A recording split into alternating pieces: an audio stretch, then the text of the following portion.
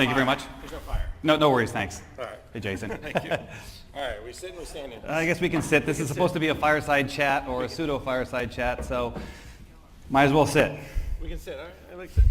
All right, well, first of all, thanks again to the folks at Broadcom, and especially, let me just say, Anna Pettyjohn, you've done a wonderful job. Thank you very much for all your hard work.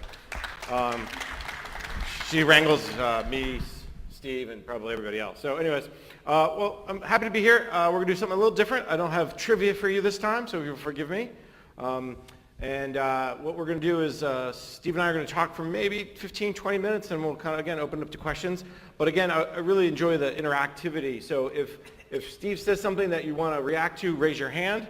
I can jump up and grab the wireless mic, or if there's somebody else who wants to help out, that's fine too. But let's have the conversation. Don't feel like you have to wait to the very end, especially if something really, he says something that really gets you going. And if he doesn't, then I haven't done my job very well. So let's get started, and then we'll go from there. The IC is a fascinating place. I've had the joy, if you will, of being able to cover it for the last, really post 9/11. And in many ways, we're at a point where you guys could have closed down and gotten behind the veil of secrecy even more. Instead, I feel like you opened up. And you opened up because, I think, of many reasons, and I think the data is probably one of those reasons, is this old term of we have to connect the dots. We hear that all the time. And I think, as I've seen the changes happening over the last 15 or so years, one of the big changes is the Chief Data Officer and the role of it. So let's start very easy and give you the softball to start you off with, and let's just talk about your role and your role as it relates to other CDOs, because I think all of the IC agencies have a CDO. Just about, that's correct. So let's talk about your role a little bit and how you work with those. So first of all, thank you very much, especially those of you that are still around. I know this is the end of a long day, and so I know especially those of you that are veterans of Washington traffic, you want to get out and beat the afternoon traffic, so thank you very much for still being here. So Jason, to address the question at hand, first of all, I am not, contrary to popular belief, I am not the first IC Chief Data Officer, even though I'm the longest tenured one for the past 2 years, excuse me. Sorry about that. The concept of a Chief Data Officer was recognized for the intelligence community because we realized that data, information, is the lifeblood of the intelligence community. Without a coherent strategy, without a coherent vision of how the intelligence community manages data, manages information, we realize we're not going to be getting anywhere we need to be. So as Jason indicated, the intelligence community is made up of 17 separate elements across the community.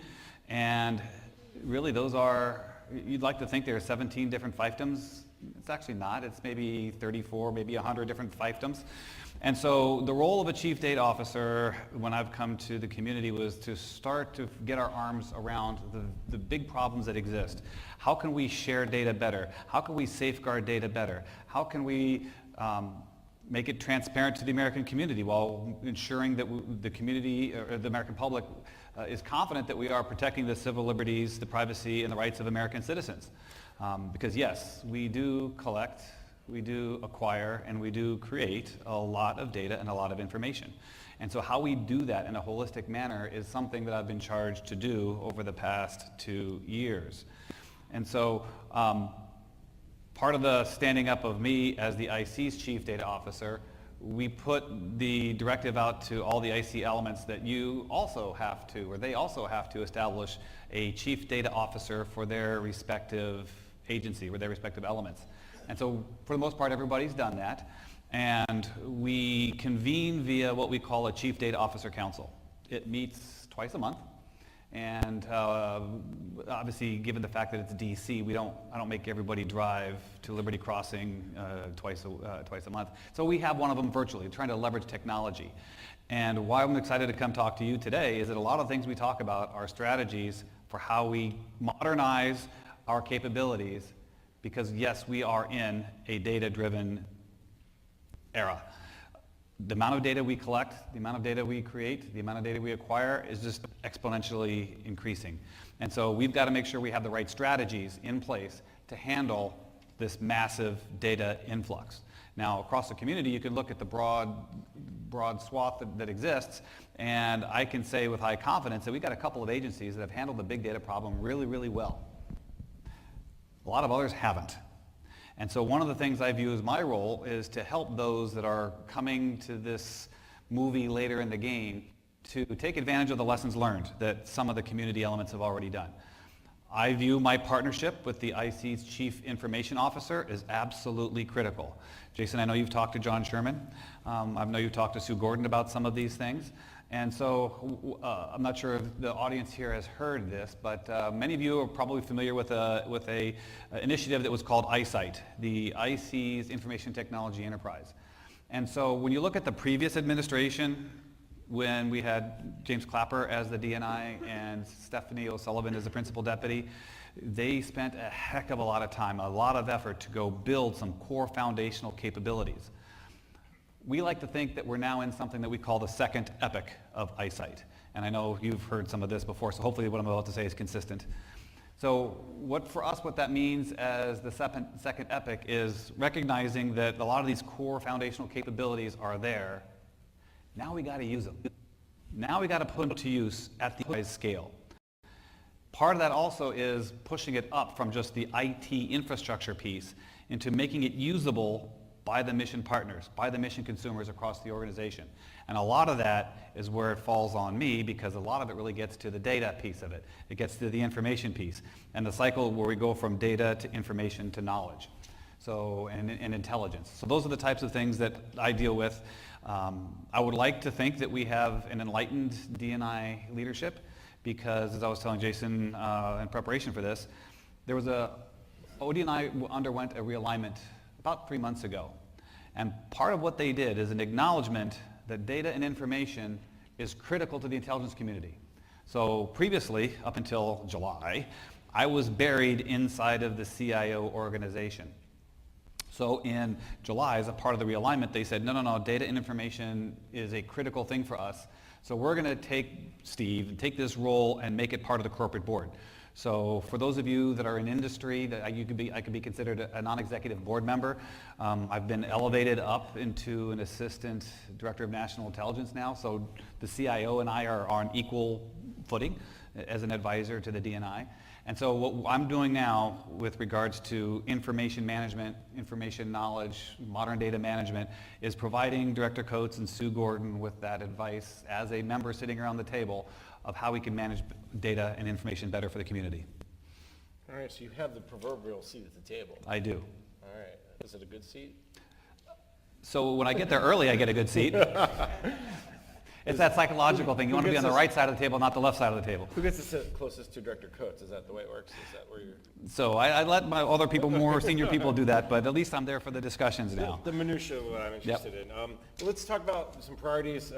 One of the things that when I talked to the CIO, John Sherman, he talked about data as an IC asset. So how are you making sure data is an IC asset? Talk about some priorities. Absolutely. So several years ago, this, again, under a previous administration, we came up with the philosophy of data being an IC asset. And there's been a number of things that have happened in the community over the past several years.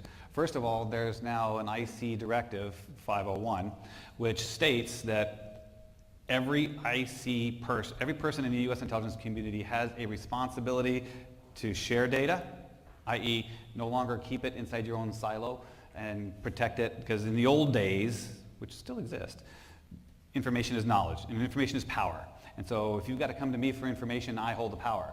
We're trying to break down those silos. So we have an IC directive that says we must break that down. We also have mechanisms put in place to try and enforce information sharing to the right people at the right time. So we're going to talk a little bit about the data strategy, but one of the buzzwords we have on that is to get the right data to the right people at the right time and in the right format. So that gets to a lot of those core pieces, and part of the governance structure we have set in place allows us to have some of those really tough discussions and where we've got people that say, no, this is really, really important stuff and I'm not going to share it. But there may be somebody else in another part of the community that must have that, and we have the forums and the mechanisms to be able to have those discussions in a transparent fashion. A quick note that I will say for the people in the audience here, and I don't know if you have the same problem in DoD or in your other particular sectors, One of the key things that we have done a culture shift on is language. And many people feel that because I'm a data owner, I get to make the rules. Well, part of what we've done in the intelligence community is to say, no, you're not a data owner. There's only one data owner in the intelligence community, and that's Dan Coates, the DNI. Everybody else has delegated authorities from him, which means they're either a data custodian or a data steward, those types of things, depending upon what their role is. And you wouldn't believe how that one little word, changing that, has made a significant impact to the workforce. Because when you tell people you're no longer a data owner, you're just a data custodian, it changes the conversation. Because when they realize that no, they got to go to Director Coates to tell them you can't get my data, well, they don't want to do that. And so that has been a tremendously liberating but small way to be able to help change the culture.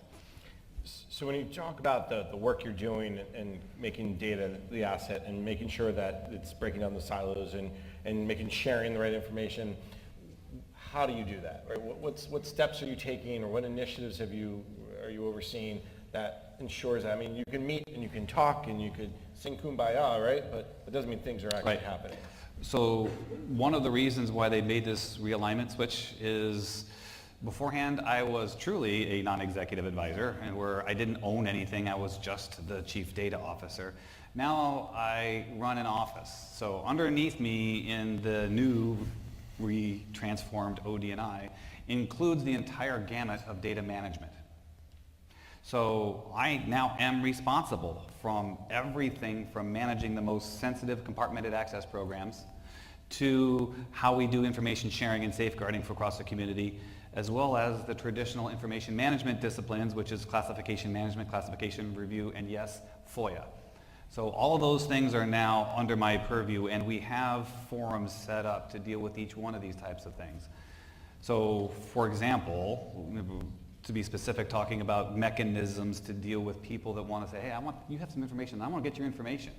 If we now have an opportunity where somebody says, hey, there may be some information over there that I need to get access to, if that person says, no, you can't access it, we have a formal mechanism to be able to adjudicate disputes. Now, obviously, we don't want to go down a formal dispute process. We would much rather deal with it in informal mechanisms, but we've set up the frameworks to allow this to occur. It's almost like because the mechanism now exists, it's like, well, we could do it the hard way, or we could do it the easy way. That's correct. Most people will always choose to do it the easy way. Exactly. You mentioned the data strategy. Yep. Let's talk about those 4 bits and pieces. Each section, you have a copy, which is even better. So let's walk through that a little bit. Maybe offer for each part of it, offer what you're doing around it, or maybe what key initiative or key action item. So for those of you that haven't seen it, what I'm showing up here is a copy of the IC's the Information Community, Information Environment Data Strategy. So one of the first things that came to mind before I even started this job was Stephanie O'Sullivan said, Steve, I need a data strategy. You've got to come up with one. And that was sort of good marching orders before I even got to the job. So again, using the forum of the CDOs, we went through and had an offsite to talk about what really needs to be done from a community perspective. And a lot of what that is here in this body. Now, because ODNI is an oversight organization, we don't have direct influence to do a lot of things within the agencies. We've created a mechanism via this strategy that was done in a collaborative fashion. So all of the IC elements were a part of this creation. And oh, by the way, if you want to see it, you can Google it. If you go into your search browser and do ICIE data strategy, this will pop up. So you can certainly see it there. So what we did with the data strategy is establish 4 goals and about 24 objectives inside of them. And so the first year of my tenure was creating this document, and now this has been the Bible that we've been going by to see how we implement this. So the 4 goals that we talked about, and I'll read them here so I don't get them wrong because they're kind of wordy. So the first goal is to develop and institutionalize a strategic data framework across the multi-fabric IC information environment. So that's a mouthful, but the important thing that we know we have to do on here, and some of this gets back to wording. We understand that even though we're all part of the United States intelligence community, we all use the same words differently. And so one of the things we kicked off is a working group to establish a common IC data management lexicon, so that when we talk about using certain words, we all look at them the same way. They all mean the same thing for everybody. Part of this is that effort that we said we're going to deprecate data owner. And so for those of you that thought you were data owners, you were a data custodian now, or a data, and this is what it means, right? So we've gone through that effort to define what these particular words are. A second piece that we're looking at with regards to Goal 1 that is very, very important for us is acknowledging that we are a federation of states. And so if you want to consider data like interstate commerce, you have to set up the framework for how you're going to move data from one agency to another agency, how you move data from one state to another. And so we're coming up with a reference data architecture that is going to do that, to allow data to be accessed, used, or discovered, accessed, and used across the multi-fabric environment.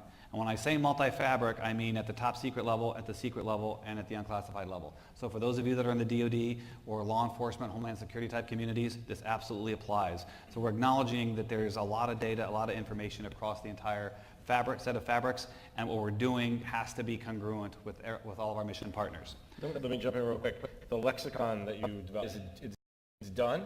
You have come to an agreement? So we have a common agreement on 44 terms. Okay.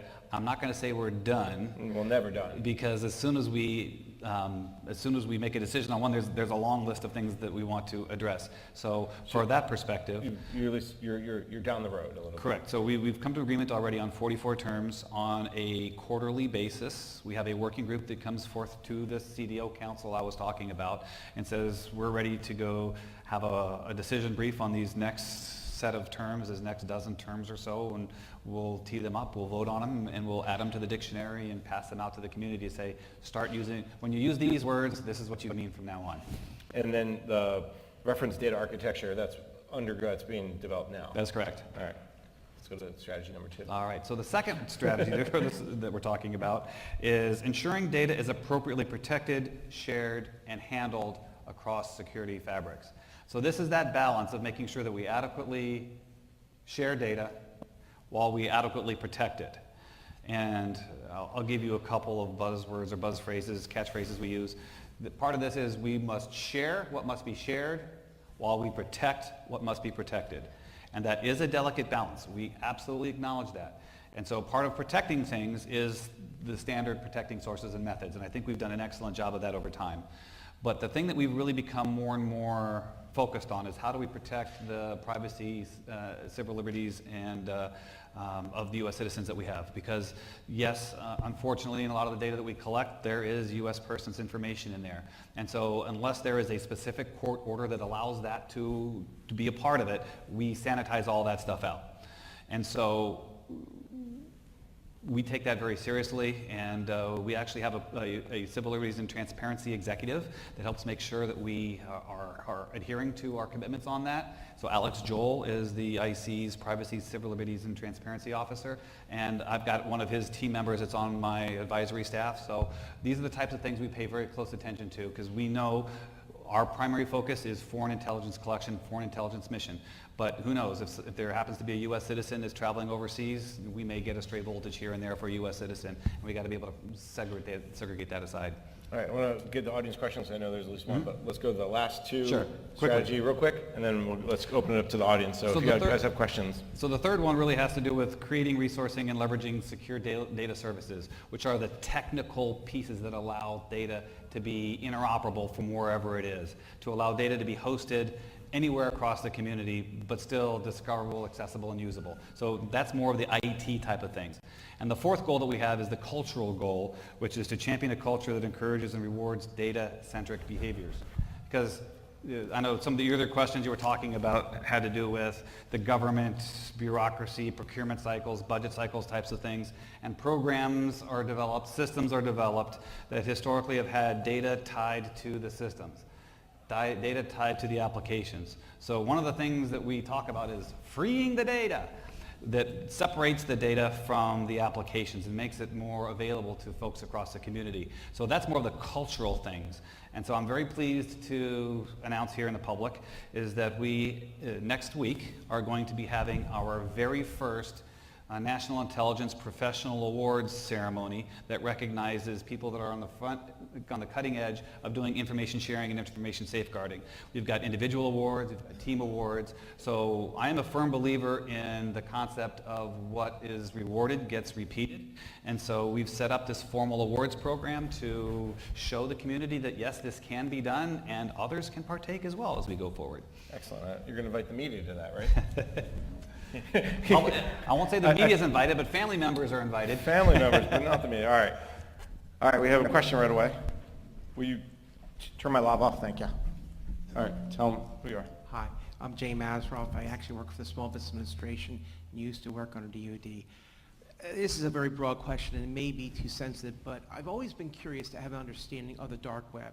When we hear about this in the general public, how is it, whether it's ISIS or hackers, how they're able to get inside computer systems, your own personal accounts. So if you explain that in general, how it works, to what are some of the difficult challenges to stop it in terms of what I'll call preventive or internal controls. And thank you very much. So I'd love to answer that, but I cannot give you a definitive answer, so I'm going to unfortunately punt on that particular thing. While the dark web does exist and people do take advantage of it, I'm not a computer science to somebody that goes and does that type of thing, so I cannot speak authoritatively on that topic. So, and I would even go further to say, when you talk about data that comes potentially from a place like that, that gets into a classified situation correct. as well. So data that may be collected or collected from dark web scenarios are not natively done on the dark web. Typically, data that we acquire, collect is done on top secret type of things, which is not the dark web. But I would imagine if you believe that automated systems are binary based, that it must come under the same theorem, that the people that are trying to intrude are using that type of programming language. It just mystifies me how they're able to keep things so undercover. Yep. So the way the U.S. intelligence community manages that is that we firewall everything off. It is completely 100% segregated. The dark web is not connected to the classified systems at all. So yes, there is a lot of stuff that happens out there on the dark web. There are a lot of bad actors on the dark web. That's not where the U.S. government traditionally does its business. All right, another question up front. Joanna Chan, data scientist, Department of Commerce. So two questions. The first one is about standards. Mm-hmm. So you talk about like 17 different elements, and we heard about like modernization all day long. So is there any way to standardize on the tool that being used in terms of modernization, in terms of like cleaning data, making the data accessible? The second part of my question is about monitoring and evaluation. So you talk about the award. How do you know that certain activity have been done in order to improve performance efficiency before and after? Two very good questions. So the first one having to do with standards, and I completely acknowledge that there are lots of standards out there. And if you want to do something, you can always say, well, I just pick this standards, but may not be interoperable with that other standard over there. So one of the things that we have done in the intelligence community is acknowledge that. And we have consciously set up a joint intelligence community and Department of Defense standards body, such that the technical standards that apply to our DoD elements and our DoD brethren apply to the intelligence community as well. And why that's important is we've got a lot of IC elements that are also DoD elements. And so we didn't want to put people into a case where they said, well, they got to tag and label data like this for DoD, but it's got to be tagged and labeled like this for the IC. We're past that now. There's one body that comes up with these types of standards. So there's one joint body that does the standards. There's a joint body that does specifications. We publish them. You're getting to the other piece, though, which is how do we mandate compliance? And that is a very, very tough issue, which we continue to deal with. And unfortunately, I will say in the past, we have not done a very good job of mandating compliance. That's a continuous struggle for us. The second part of the question that you asked about had to do more with, I think, the monitoring piece of this. And so a lot of this really is proof in the pudding, and especially for the NIPA award recipients. We had to make sure very clearly that those activities that were nominated really were improving the way that that we want to do things, and they're consistent with the goals and objectives that we've laid out. And fortunately, all of the people that made their submissions pretty much were doing exactly that. And so Again, part of this is that very tight relationship I have with the ICCIO. Inside of his organization, he's got an architectural and systems compliance part of the organization, which will do architectural compliance. There are a lot of major systems acquisitions that have to have the checkoff that says, are you compliant with the enterprise architecture? And they'll say, yes, you are, or no, you're not. So we partner very closely with them, and that's the same part of the organization that does the standards. So in one shop, we've got a group that helps establish the standards, establish the specifications, and then does the compliance monitoring at the end of the day. All right, another question. So earlier today, we heard from Donna Roy about data quality. We heard from Pamela Isom about data quality and data integrity.